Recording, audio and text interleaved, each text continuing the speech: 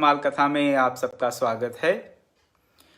भक्तिमती शबरी को भगवान श्री राम नवधा भक्ति का उपदेश दे रहे हैं और उन 9 प्रकार की भक्तियों की हम चर्चा करते हुए छठी भक्ति पर पहुंच गए हैं। छठी भक्ति के भी जो 2 पहलू हैं, 2 अंग हैं, उनकी हम चर्चा कर चुके हैं और आज हम छठी भक्ति के तीसरे अंग की चर्चा करेंगे। तो छठी भक्ति है क्या? छठ दमशील बिरति बहुकर्मा, निरत निरंतर सज्जन धर्मा। छठी भक्ति बताई गई अपने इंद्रियों को, अपने मन को नियंत्रण में रखना, पहला अंग। भांति भांति के कर्मों से विरक्ति, बहुकर्मानी हो, हम अपना कर्तव्य कर्म करते रहें और उल जुलूल के, फालतू के और व्यर्थ के कर्मों में अपने मन को प्रेरित ना करें, अपनी इंद्रियों को प्रेरित ना करें। नहीं करेंगे तभी दमशील होंगे। तो ये दोनों एक दूसरे से संबंधित हैं। ये नहीं करें, वो नहीं करें तो करें क्या? ये एक बचपन में एक चुटकुला सुना था कि एक माता बार बार अपने बच्चे को ये कहती है, अच्छे बच्चे ये नहीं करते, अच्छे बच्चे ये नहीं करते, अच्छे बच्चे ये भी नहीं करते, अच्छे बच्चे ये भी नहीं करते। तो बच्चा हार के पूछता है, तो ठीक है अच्छे बच्चे ये सब नहीं करते, लेकिन अच्छे बच्चे करते क्या हैं ये भी तो बताइए। तो हाँ, हमें अपने मन को, इंद्रियों को इधर उधर नहीं भागने देना है और भांति भांति के कर्मों में भी अपने आप को प्रवृत्त नहीं करना है, अपने मन को, अपनी इंद्रियों को नहीं प्रवृत्त करना है।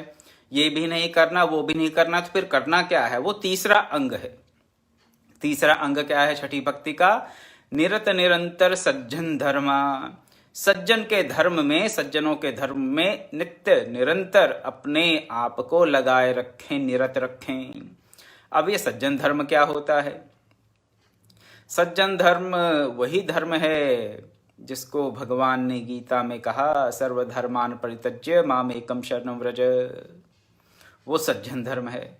लेकिन कौन सा धर्म है और बाकी सब जिन धर्मों को छोड़ने की बात की गई वो कौन से धर्म हैं, आपको इस प्रकार से समझाने का प्रयास किया जाएगा।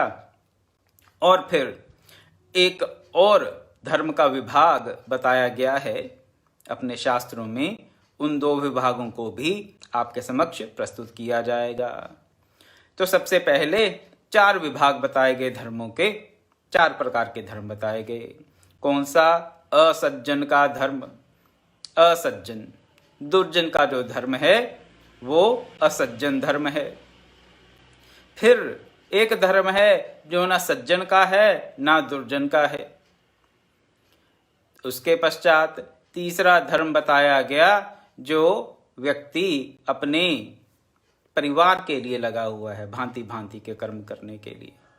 उसको आप कह सकते हैं कि ये थोड़ा ठीक है, फिर भी ठीक है, पहली 2 कैटेगरी से अच्छा है। और उसके पश्चात बताया गया सज्जन धर्म, सज्जन का धर्म। तो आप ऐसा समझ लें, अगर इसमें थोड़ी ज़्यादा कन्फ्यूजन हो रही हो, सज्जन असज्जन और ये सब, एक है हमारा शरीर का धर्म, एक है इंद्रियों का धर्म, एक है मन का धर्म और एक है बुद्धि का धर्म। 4 प्रकार के धर्म समझ लें आप यहाँ पर। तो शरीर का धर्म, मन का धर्म, इंद्रियों का धर्म और बुद्धि का धर्म। जो शरीर का धर्म है, अगर हम शरीर धर्मा होते हैं तो हम दुर्जन के धर्म को अपनाए हुए हैं, ऐसा समझ लीजिए। और अगर इंद्रियों के धर्म को अपनाए हुए हैं तो वो फिर समझ लीजिए थोड़ा ना सज्जन का धर्म है ना असज्जन का धर्म है। उसमें पाप प्रवृत्ति होने की रहती है संभावना, लेकिन जरूरी नहीं कि हम पाप में प्रवृत्त हों। तो शरीर का धर्म, इंद्रियों का धर्म, मन का धर्म। अब ये मन की स्थिति पे संबंधित निर्भर करता है, मन से संबंधित है कि हम अपने मन को कहाँ लगाते हैं, किस प्रकार के हम संस्कार पाते हैं अपने परिवेश से, अपने परिवार से, अपने संग से, और तदनुसार हमारा मन बन जाएगा और उस प्रकार फिर हम कर्मों में प्रवृत्त हो जाएंगे। जैसा अन्न वैसा मन, जैसी संगत वैसी रंगत। मन की तो ये स्थिति है। मन की वास्तविकता में अपनी कोई स्थिति है नहीं है ही नहीं स्थिति मन की। मन जैसी कोई वस्तु ही नहीं है। मन तो केवल हमारे संस्कारों का पुलिंदा मात्र है। कुछ अभी अभी प्राप्त हुए हैं संस्कार, तो कुछ बहुत वर्षों से, बहुत जन्मों के संस्कार हैं। और इन सब संस्कार जो हमारे भीतर बैठे हुए हैं, थोड़े समय से, कुछ क्षणों से, कुछ घंटों से, कुछ दिनों से, कुछ वर्षों से, कुछ जन्मों से, वो जब स्फुरित होते हैं, जब तक सुषुप्त रहते हैं, तब तक उसका मन से कोई लेना देना नहीं रहता। वो हमारे चित्त में पड़े हुए संस्कार हैं। लेकिन जब उनमें स्फुरना होती है, जब वो उभर कर सामने आते हैं, तो वो ही हमारा मन बन जाते हैं। तो मन का ही शोधन करना है, चित्त का शोधन करना है। किसी भी प्रकार की साधना पद्धति का यही एक लक्ष्य है। तो मन के अनुसार भी हम कर्म में प्रवृत्त होते हैं। लेकिन चौथे प्रकार का जो धर्म है वो है बुद्धि का धर्म। 4 प्रकार के धर्म बताए जा रहे हैं आपको। एक तो शरीर का धर्म, एक मन का धर्म, इंद्रियों का धर्म, और फिर बुद्धि का धर्म। जो व्यक्ति बुद्धि धर्मा है, बुद्धि में प्रतिष्ठित है, जिसकी कॉन्शियसनेस, जिसकी चेतना बुद्धि में रहती है, वो विवेकी है। वो जो विवेकी है वो सत असत का निर्णय कर सकता है। जो सत असत का निर्णय कर सकता है वही सज्जन धर्म को अपनाए हुए है। जिसकी बुद्धि जागृत नहीं हुई अभी, जिसमें विवेक का जागरण नहीं है, जो सत असत, अच्छे बुरे, करणीय अकरणीय का निर्णय नहीं कर सकता, वो सज्जन धर्म में प्रवृत्त नहीं हो सकता। और बुद्धि किसको मिलती है? क्या बड़े पढ़ने, बहुत ज्यादा ग्रंथ पढ़ने से बुद्धि आ जाती है? नहीं। इसीलिए भगवान ने गीता के 10वें अध्याय के 10वें श्लोक में ये कहा, तेषां सतत युक्तानां भजतां प्रीतिपूर्वकम ददामि बुद्धि योगम तम। उनको मैं बुद्धि योग देता हूं। किनको? जो सतत मेरे से युक्त होकर मेरा प्रीति पूर्वक भजन करते हैं।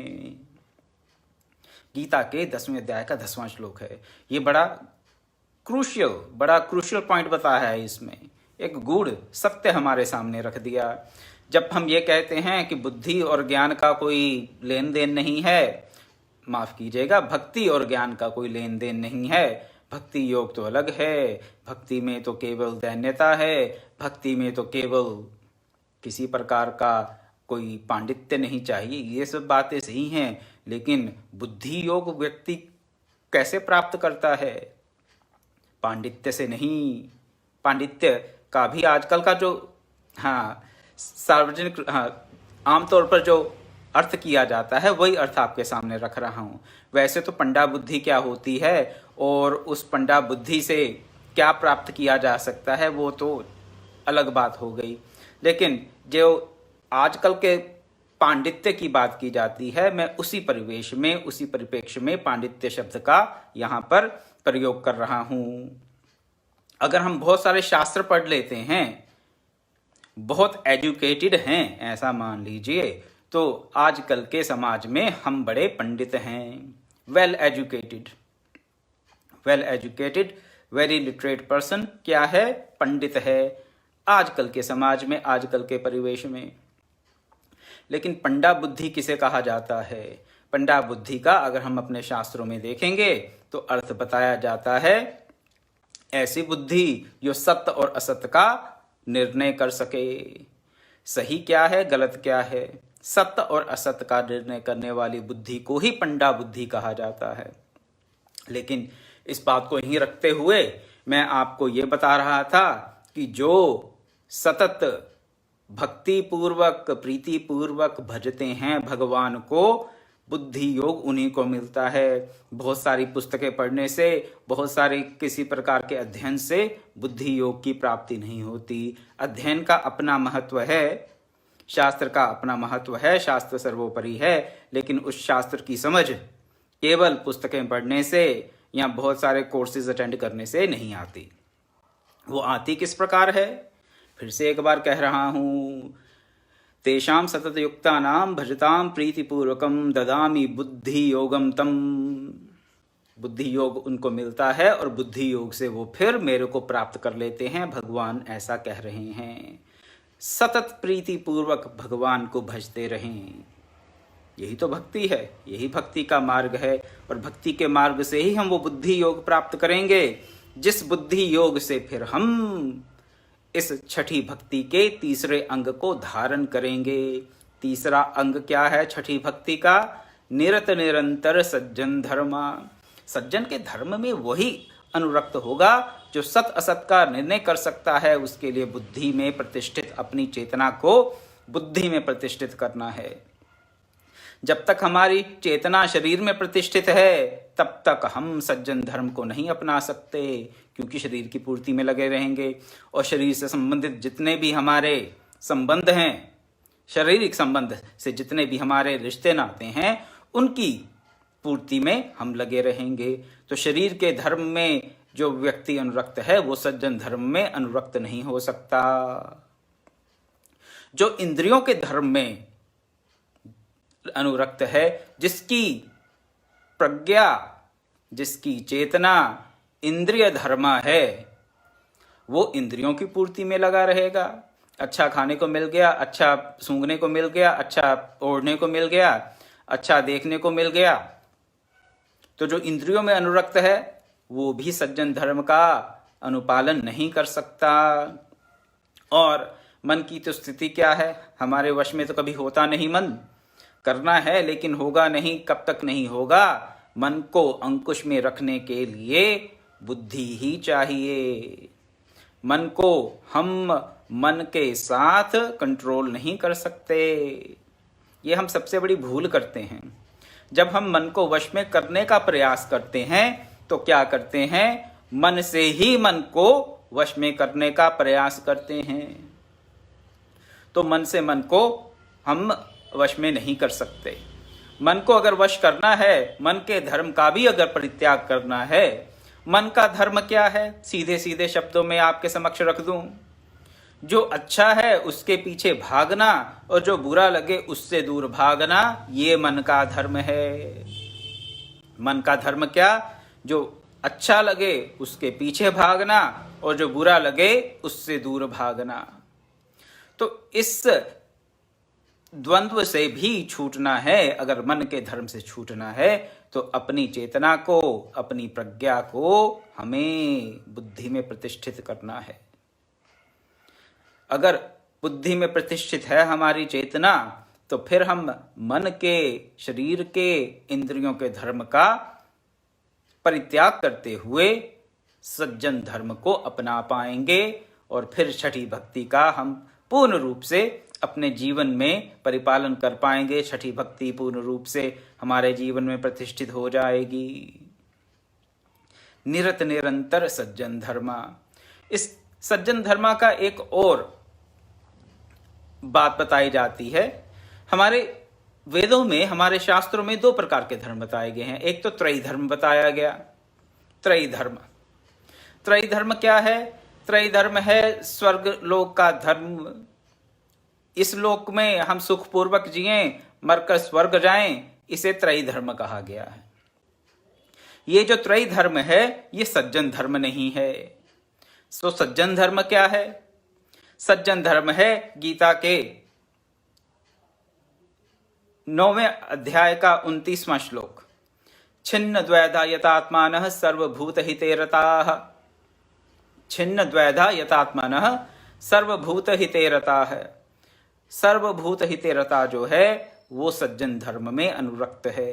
सब भूतों के, सब प्राणियों के हित में जो रत है, सब प्रकार के प्राणियों के हित में जो रत है वो सर्वभूत हिते रता है और वही सज्जन धर्म में प्रतिष्ठित है। लेकिन सभी भूतों के हित में तो वही रत हो सकता है जो अपने शरीर से, मन से और इंद्रियों से ऊपर उठकर बुद्धि में अपने आप को प्रतिष्ठित किए हुए है। उससे पहले आप सर्वभूत हिते रता नहीं होंगे। क्यों नहीं होंगे? बड़ा लॉजिकल एक्सप्लेनेशन है, तर्क के साथ आपके सामने रख रहा हूं। जिसे अपने और अपने परिवार की चिंता है, केवल अपने और अपने परिवार की चिंता है, वो पड़ोसियों की चिंता कैसे करेगा? नहीं कर पाएगा। द्वैत आ गया, अपना परिवार और ये दूसरे का परिवार, तो सर्वभूत हितेरता की भावना पूर्ण रूप से वहां प्रतिष्ठित नहीं हो सकती। जिसको अपनी इंद्रियों की ही आपूर्ति करनी है, इंद्रियों का सुख चाहिए जिसे, तो इंद्रियों के सुख में जो भी बाधा बनेगा वो उसे अच्छा नहीं लगेगा, तो उसके हित की बात वो नहीं सोच पाएगा। जो इंद्रिय धर्म है वो भी सर्वभूत हितेरता की भावना से नहीं अभिभूत हो सकता। सर्वभूत हितेरता वाला सज्जन धर्म नहीं अपना सकता। मन की भी यही स्थिति है, आप समझ ही गए होंगे। तो जिसने द्वैत भाव को छोड़ दिया, छिन्न द्वैधा यतात्मानः, द्वैत भाव को छोड़कर जिसने यति धर्म को अपना लिया है, जिसने अपने मन को विश्वश में कर लिया है, यतात्मानः, मैं और मेरा, तू और तेरा का संसार जिसने छोड़ दिया, वो सर्वभूत हितेरता की कैटेगरी में आ गया। वो सर्वभूत हितेरता का अपने जीवन में अनुपालन कर पाएगा पूर्ण रूप से, और वो सज्जन धर्म का अधिकारी हो गया। सज्जन धर्म को उसने अपना लिया, ऐसा समझें। नहीं तो क्या होता है, जो इस सज्जन धर्म को नहीं अपनाए हुए, वो चाहते हैं हमें इस लोक में भी सुख मिले और मरकर जहाँ जाएंगे स्वर्ग या भांति भांति के जो भी लोक हमारे मन में जिनकी परिकल्पना है, जहाँ भी जाएं वहाँ पर भी हमें सुख प्राप्त हो, अक्षय सुख की प्राप्ति हो, भोगों की प्राप्ति हो। जो इस लोक में भी भोग चाहते हैं, जो इस लोक में भी इंद्रियों का, शरीर का और मन का सुख चाहते हैं, और जो परलोक में भी इंद्रिया, मन, शरीर का सुख चाहते हैं, वो सज्जन धर्म में निरत नहीं हैं, वो त्रयी धर्म में निरत हैं।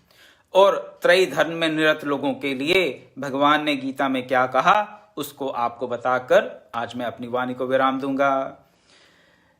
ते तम भुक्त्वा स्वर्गलोकम विशालम क्षीणे पुण्यमर्त्यलोकम विशन्ति एवं त्रयी धर्मम अनुप्रपन्ना गतागतम काम कामा लभन्ते। क्या? जो त्रयी धर्म में लगे हुए हैं वो क्या करते हैं, वो अपने अच्छे कर्मों के फल का स्वर्गलोक में भोग करते हैं, अवश्य करते हैं, ऐसा गीता में भगवान बता रहे हैं। लेकिन फिर जब पुण्य क्षीण होते हैं तो फिर मर्त्यलोक में आ जाते हैं। तो उनका ये आवागमन, आना जाना इस संसार में चलता रहता है, द्वंद्व में वो फंसे रहते हैं। पुण्य का अच्छा फल, पाप का बुरा फल वो भोगते ही रहेंगे, और जब तक वो भोगते रहेंगे, पाप पुण्य में फंसे हुए हैं, जब तक अच्छे बुरे के द्वंद्व में फंसे हुए हैं, जब तक सर्वभूत हितारता की भावना उनमें प्रतिष्ठित नहीं हुई है, तब तक वो सज्जन धर्म में प्रतिष्ठित नहीं हुए। तो छठी भक्ति के लिए हमें पाप पुण्य के चक्र से निकलना होगा, अपने शरीर के, मन के, इंद्रियों के सुखों के पीछे भागना छोड़ना होगा, जो अप्रिय है उससे दूर भागना भी छोड़ना होगा, और अपनी बुद्धि में प्रतिष्ठित होकर अपने विवेक का अवलंब लेकर सर्वभूत हितेरता की भावना से अभिभूत होकर सबका कल्याण की भावना जिसके मन में है, जो द्वैत से ऊपर उठ गया है, वो इस छठी भक्ति को प्राप्त कर लेगा। छठदमशील विरति बहुकर्मा निरत निरंतर सज्जन धर्मा, तभी ये बात होगी। उससे पहले इसका हम प्रैक्टिस कर सकते हैं, प्रैक्टिस अवश्य कर सकते हैं, और अभ्यास तो हमें करना ही है। लेकिन हमारा जो गंतव्य है, हमारा जो गोल है, हमारा जो आइडियल है, वो सर्वभूत हितेरता की भावना हमारे क्षण क्षण जीवन का वो सत्य होनी चाहिए। हमारी एक एक क्रिया, हमारा एक एक कर्म इस भावना से अभिभूत होगा तो फिर हमारा अपना जीवन तो सुखमय होगा ही, पूरे संसार को हम सुख से परिपूर्ण कर सकते हैं, इसमें कोई संशय नहीं। लेकिन अद्वैत की भावना मन में प्रतिष्ठित हो, मैं मेरा तू तेरा चला जाए। इसी भावना के साथ और इसी प्रार्थना को करते हुए कि हम सब सर्वभूत हितेरता की भावना को अपने जीवन में प्रतिष्ठित कर पाएं, अपनी वाणी को विराम देता हूं। कल शाम को फिर 6 बजे मिलेंगे और कल 7वीं भक्ति की चर्चा शुरू करेंगे। ओम पूर्णमदः पूर्णमिदं पूर्णात् पूर्णमुदच्यते पूर्णस्य पूर्णमादाय पूर्णमेवावशिष्यते। ओम शांति शांति शांति। हरि ओम तत्सत्।